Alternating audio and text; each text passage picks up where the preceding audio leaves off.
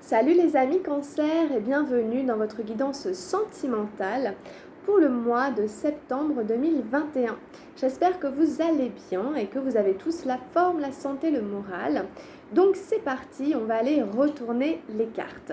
Donc je vous rappelle que ça reste général et que vous l'adaptez en fonction de votre situation sentimentale, émotionnelle, voire amoureuse, affective. Vos énergies à vous sont ici, les énergies de l'autre personne sont ici. En revanche, il arrive que les énergies soient inversées et que la description qui correspond à vous, elle est ici, et la description qui correspond à l'autre, elle est en face. Donc ça peut être inversé, donc ça ne change rien à la description des cartes. Vous replacez la bonne personne au bon endroit, tout simplement. Ok, je le précise parce que ça peut arriver. Allez, c'est parti. Où en est la relation au moment où je fais le tirage pour vous les cancers? J'ai tiré les amoureux, la numéro 6. Alors c'est génial, la 6 des arcades majeures. Ouais, c'est vraiment génial. Il y a peut-être de l'amour dans l'air quand même, hein. C'est peut-être pas juste un flirt. Alors, on y reviendra tout à l'heure. Ça commence fort, quoi. Alors, on a la 7 d'eau, les projections. Première énergie pour vous. Alors, à côté, on a la 9 des arcanes majeures, la solitude. Et enfin, on a la 4 d'air, l'ajournement. D'accord, ça c'est votre tirage. Alors, pour la personne qui est en face de vous, nous avons la numéro 9 de feu, l'épuisement. À côté, nous avons le partage, la dame de feu. Et enfin, ici, nous avons le cavalier d'eau, la confiance. Ok.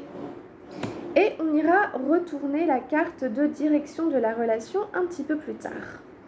Alors, on a deux énergies feu en face, une énergie des émotions, et vous, il y a un petit peu de tout. On n'a pas d'énergie arc-en-ciel. Alors, ça démarre sur le 6 des arcanes majeures, les amoureux.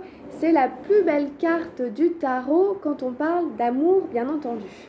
Avec ce gros cœur au milieu et ces deux personnages qui se regardent les yeux dans les yeux, on a l'impression qu'ils sont tombés amoureux l'un de l'autre et que ce sont comme des âmes sœurs qu'ils étaient destinés. Donc peut-être qu'il y a quand même beaucoup de sentiments ici entre vous et quelqu'un d'autre, beaucoup d'émotions. Peut-être même vraiment c'est le sentiment amoureux qui vous relie. Voilà. Donc est-ce que vous êtes amoureux de quelqu'un? Est-ce que l'autre personne est amoureuse de vous? En tout cas, ça parle d'amour ici. Hein. Donc, il y a une rencontre, il y a quelqu'un. Vous avez un coup de cœur ici. Hein. Voilà, il y a quelque chose. Hein. Alors, bon, dans vos énergies, à vous, on part sur quelque chose qui est complètement différent et qui ne parle pas forcément plus que ça d'amour. Donc, c'est un petit peu surprenant. Mais vous verrez bien, ça, ce sont des descriptions simplement, c'est vous qui savez après. Hein, la 7 d'eau nous parle des projections. Donc, si vous voulez, j'ai l'impression de retrouver le couple qui est là, mais dans un tout nouveau cas de figure où en fait, là, ils se disputent. Donc, pourquoi est-ce que ces deux personnages s'engueulent? On est dans un jeu de projection, un jeu de miroir. On reproche à l'autre des choses qui sont à l'intérieur de nous, qui ne sont pas guéries, et on n'en a pas conscience. On a vraiment l'impression qu'on est dans notre droit, etc. et tout ça. Et en fait, ce sont les inconscients des personnages qui sont représentés en bleu qui se prennent la tête. Donc en fait, on est pris dans des schémas, des conditionnements, des choses comme ça, et on ne pourra pas en sortir. Sauf si il faut, comment dire, il faut désamorcer. Il faut trouver une autre moyen de communiquer, il faut désamorcer, parce qu'ici c'est vraiment possible qu'il y ait vraiment de fortes tensions entre vous et quelqu'un. Ok, donc que ce soit la personne que vous avez rencontrée ou bon, quelqu'un de votre famille, enfin bref, ou quelqu'un que vous aimez quand même bien, mais apparemment il y a quand même des zones de tension, des zones de conflit, et ça se fait vraiment comme un automatisme, un truc qui se met tout seul en route et on n'a pas forcément envie de s'engueuler, et pourtant, boum, le truc se met en place. Donc, essayez de revenir encore une fois à la communication non violente, à dire je ressens ceci, je ressens cela, pour sortir du tu fais ça, tu dis ça, patati patata, etc. Et se renvoyer la balle comme un ping-pong, espèce de combat comme ça. Donc je vous rappelle que c'est vraiment un miroir. Hein. Vraiment, ce que vous reprochez à l'autre, c'est le miroir à l'intérieur de vous, quelque chose qui est en vous.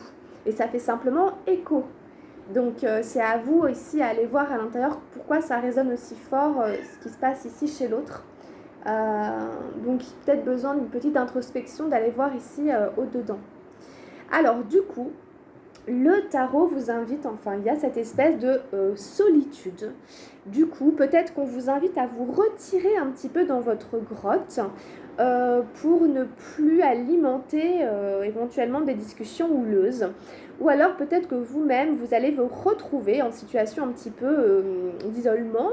Vous allez vous retirer instinctivement parce que vous n'avez plus trop envie de voir la personne, parce que vous avez besoin de vous recharger, de recharger vos batteries. Vous avez envie d'être seul avec vous-même, tout simplement. Ça fait du bien aussi d'être tranquille dans sa piaule. Enfin voilà, vous voyez ce que je veux dire. Bon, ici, il y a beaucoup quand même de sagesse. C'est l'ermite qui part avec son bâton de pèlerin chercher la lumière, chercher le sens de ce qu'il vit, de son existence, de ses situations, de ses expériences de vie.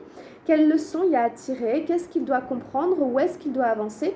Donc c'est comme c'est comme une petite retraite pour essayer d'y voir plus clair, de mettre de la lumière dans l'obscurité, dans ce qui est flou, dans ce qu'on ne comprend pas.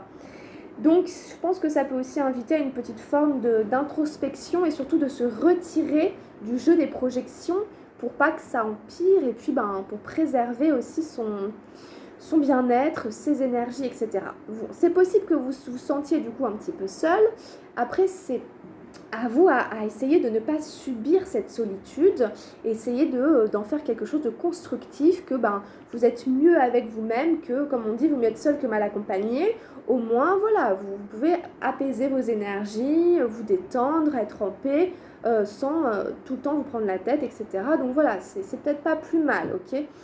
Donc à vous de ne pas trop subir cette solitude, c'est pas forcément une carte négative. Par contre, elle fait un peu le vide autour d'elle. Donc, mais c'est temporaire, hein, c'est un moment quoi. Alors ici on a la 4 des nuages, l'ajournement. Bon, donc vous voyez ici que ce personnage regarde en arrière.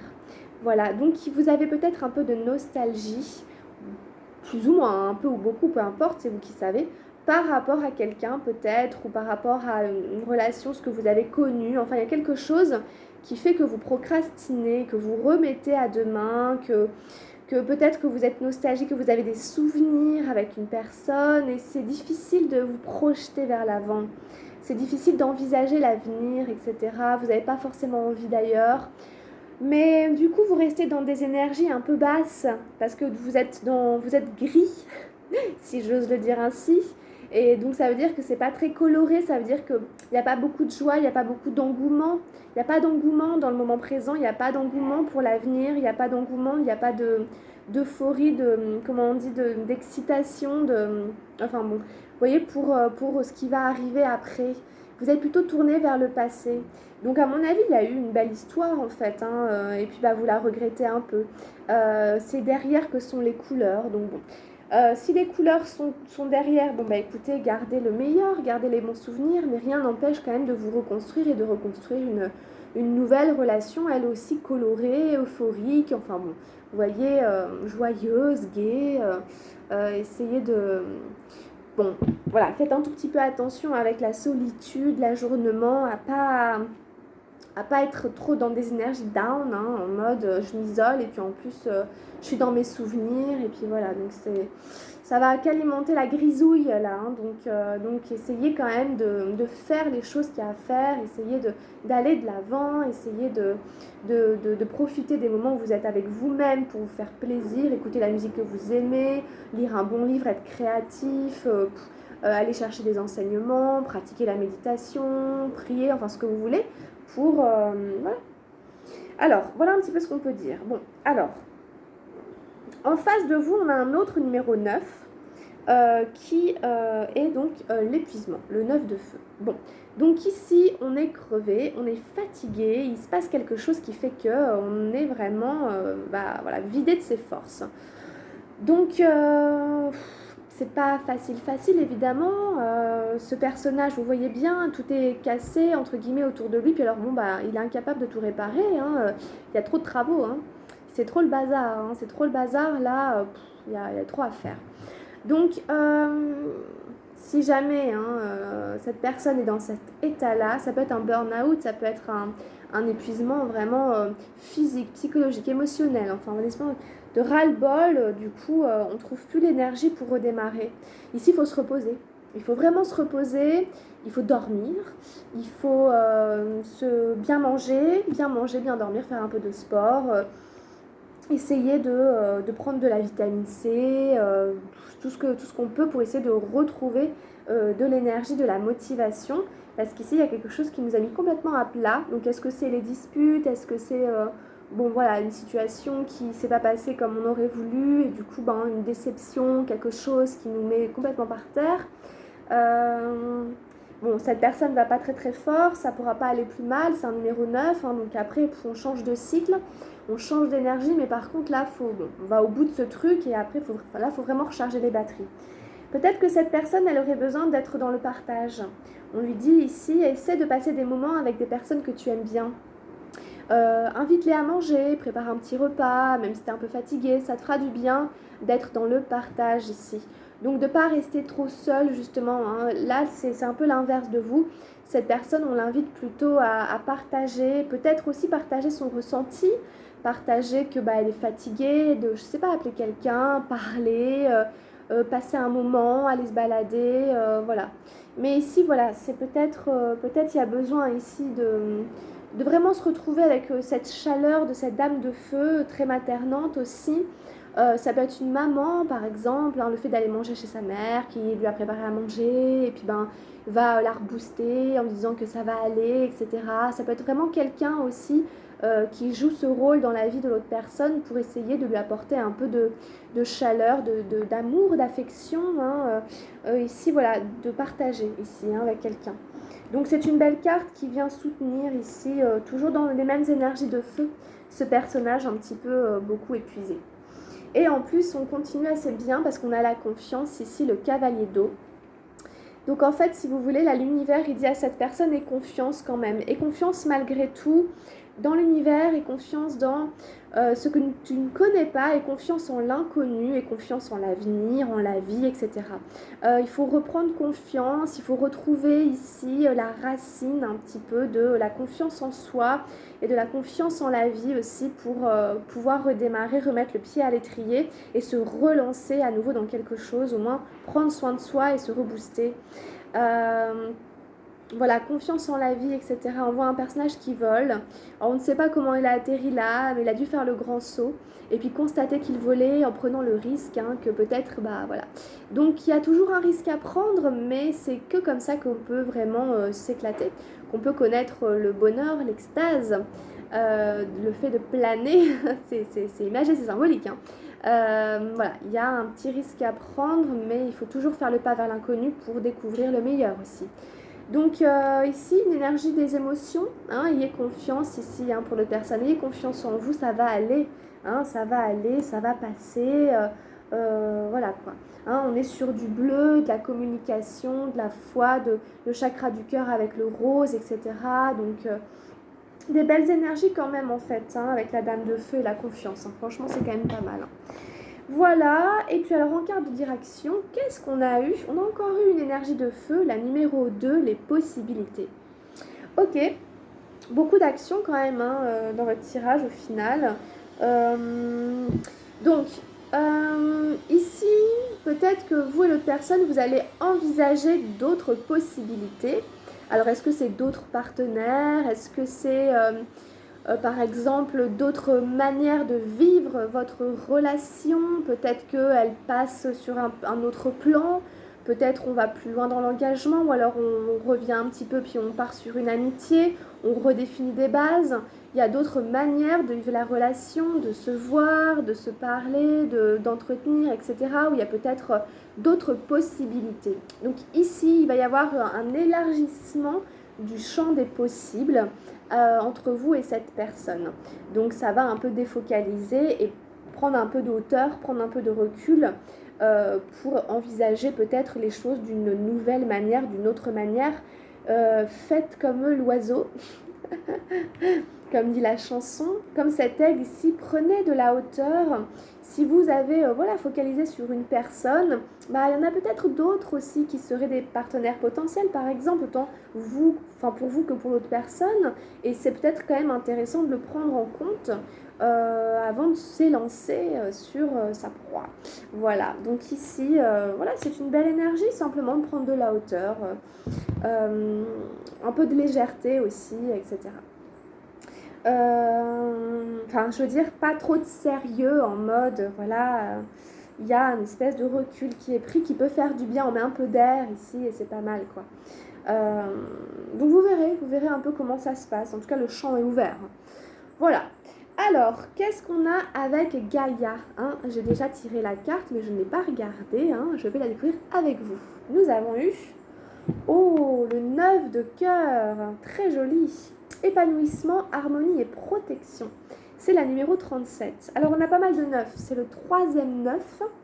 On avait le 9 des arcanes majeures, le 9 de feu. Ici, on a un 9 avec Gaïa. Donc, ça annonce quand même la fin d'une étape, hein, la fin de quelque chose aussi progressivement qui arrive pour peut-être une nouvelle étape ici, hein, vers plus d'épanouissement, plus d'harmonie, une protection ici aussi. Ça me faisait penser à votre guidance générale, si vous l'avez vu, vous aviez 3, 3, 3, il y avait 3 fois 3. Ici, on a 3 fois 9. On va faire des maths ensemble, hein. 3 fois 3, ça fait combien? Ça fait 9. Allez, j'arrête. Alors, la numéro 37, 9 de cœur. Cette carte symbolise le succès, pas mal, l'épanouissement émotionnel et la sagesse.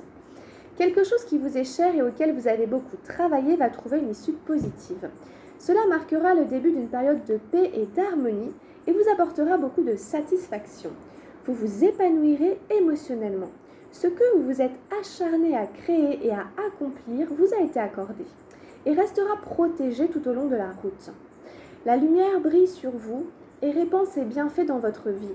Vous pouvez aller de l'avant avec confiance. Vraiment, ça me plaît beaucoup parce que ça fait écho à la carte ici de la confiance. Vraiment, vous pouvez aller avec confiance.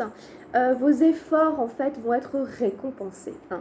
Voilà, les efforts sont toujours récompensés. Voilà, vous allez sentir quand même une harmonie, un épanouissement, quelque chose ici qui s'apaise, justement, qui se détend, qui trouve un peu son chemin, sa place dans le cœur ici. Au niveau émotionnel, il y a une issue positive, hein.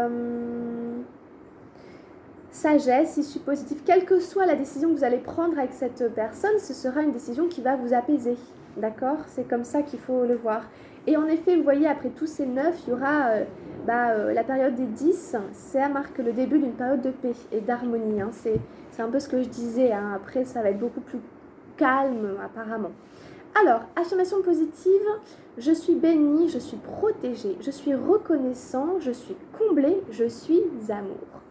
Donc j'aime bien parce que encore une fois, on finit un peu sur le mot amour, comme dans votre guidance générale des cancers. Vous me faites des guidances pas mal, hein. C'est cool, c'est pas mal du tout, hein. Donc satisfaction, épanouissement émotionnel, ce sur quoi vous êtes acharné à créer, à accomplir, etc. Ça va vous être accordé, ça va rester protégé tout au long de la route, hein. La lumière brille sur vous et répand ses bienfaits dans votre vie, vous pouvez aller de l'avant. Hein, voilà, vous êtes amour, vous êtes comblé, vous êtes béni, vous êtes protégé. Soyez reconnaissant, pensez à dire merci. Le 9 de cœur, franchement c'est super, hein. Félicitations. On a pas mal de cœurs qui est ressorti, vous voyez, hein, entre la carte des amoureux, le 9 de cœur et tout, il y a quand même des belles cartes, hein. Alors, quelques messages avec les anges de l'amour pour nos amis cancer pour finir la guidance.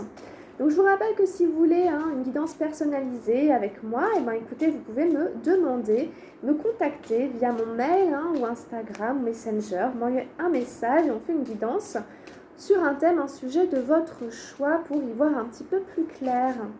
Allez, pour les cancers, on demande une carte aux anges de l'amour pour septembre.